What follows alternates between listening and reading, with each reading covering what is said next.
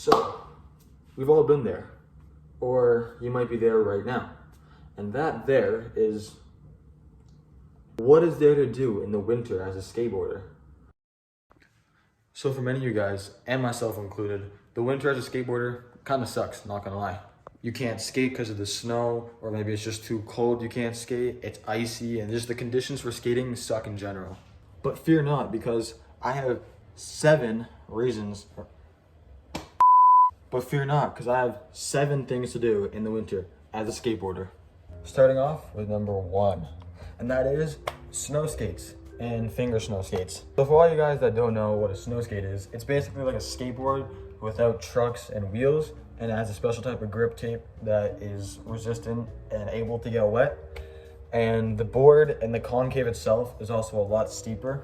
These boards are really good for sliding through snow because they got grooves on the bottom of them, kind of like how like toboggans have grooves on the bottom of them.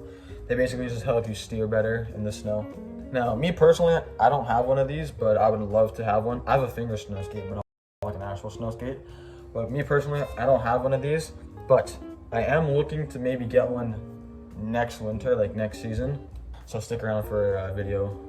Basically, this is kind of a fun way to try and skate in the winter. I know it's not exactly the same, but it still replicates the kind of motions of skating that you would do, like flipping tricks and like grinds and slides and stuff like that. The one company that I do recognize from snow skates is Ambition Snow Skates.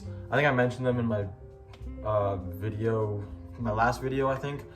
You guys can check them out at Ambition Snow Skates right here.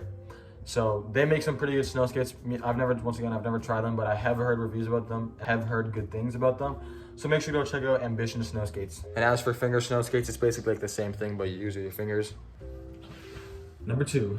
Now, for number 2, I got carpetboarding. This is kind of similar to snow skates, but instead of doing it on snow, you do it on a carpet, hence the name, carpetboarding. I think I've tried this one, and I can say that it is definitely a little bit challenging because you don't got much pop on the carpet, but that's kind of part of the fun of it.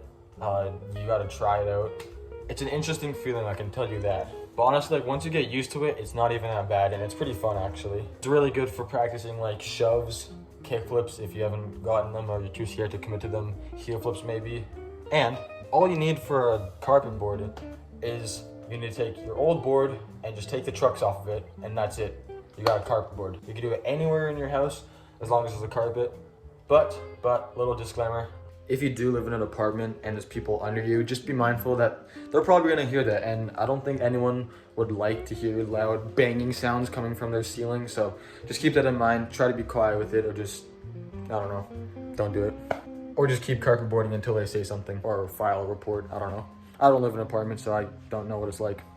Number 3, and that is my personal favorite thing to do in the winter as a skateboarder, is skateboarding in your garage. Now, for those of you guys that have a garage, I highly suggest skateboarding in it, because it's really good for practicing flat ground tricks, and that's basically like the building ground and the foundation of skateboarding. Plus, skating in your garage is free. You don't gotta deal with Karens, you don't gotta deal with security, and you don't gotta deal with, I don't know, the struggles of the streets. So yeah, I suggest pick up your board right now. As you're watching this video, I'll give you a couple seconds to go pick up your board. All right, so now that you got it, go put your shoes on. I'll give you a couple seconds to do that.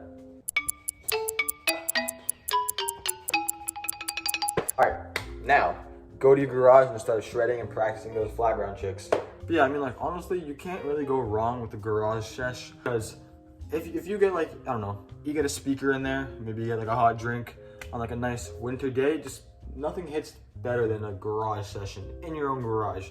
You know what I mean? But unfortunately for me, I haven't skated in like I haven't had like a good solid session in like, I don't know, man, probably like a couple of weeks or something like that, or like maybe even a month, I don't know. But I have skated here and there in my garage, but the thing is, it's kind of dirty, it's kind of snowy and icy and just dusty, and a not pleasant place to skate, I can tell you that. Actually, I'm gonna show you my garage real quick. I'll show you what I mean. See what I mean? It's kind of like not really good skate conditions. There are like chunks of snow in here and like salt all over the ground. So yeah, for those of you guys that have a decent garage to skate in, take advantage of that, because there's a lot of people that would like to have some place to skate in the winter but don't. number 4. And that is fingerboarding.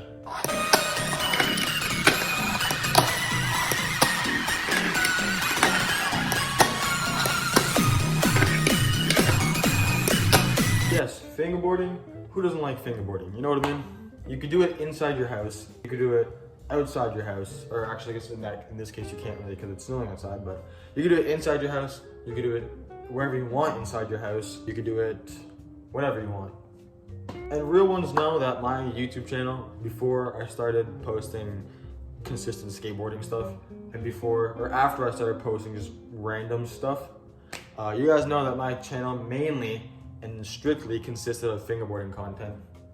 And you don't even have to have a good fingerboard setup to start fingerboarding, you know what I mean? Like, you could use tech decks, there's teak tuning boards. I mean, those are kind of expensive, but teak tuning boards, there's like P-Rep, there's like a bunch of other boards on Amazon that aren't that expensive and that are a pretty good deal for what they are. I'll put a couple links in the description of where to get decent fingerboards.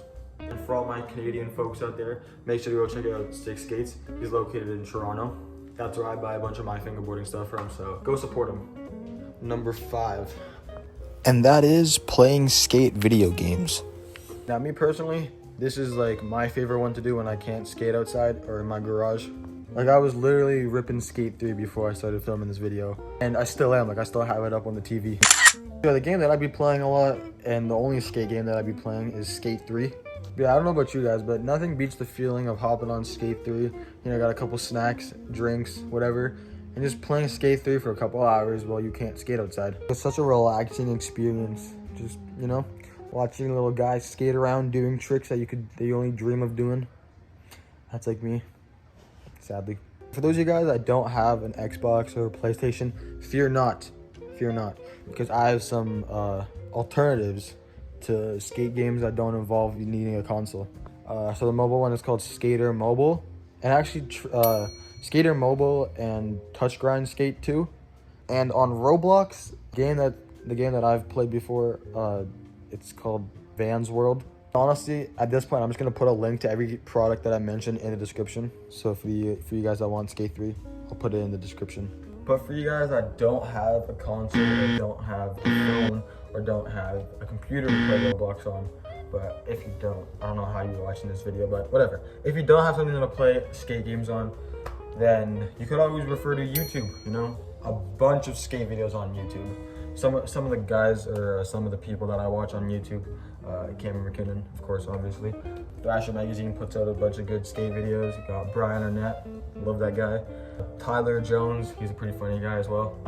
Yeah, honestly, like, just watching YouTube videos about skaters and YouTube videos, like skate videos and stuff like that, could really just get your mindset thinking, and your mind thinking about trick ideas for when the summer rolls around or when the weather gets nicer. And you know, sometimes for some reason, maybe all of those don't work.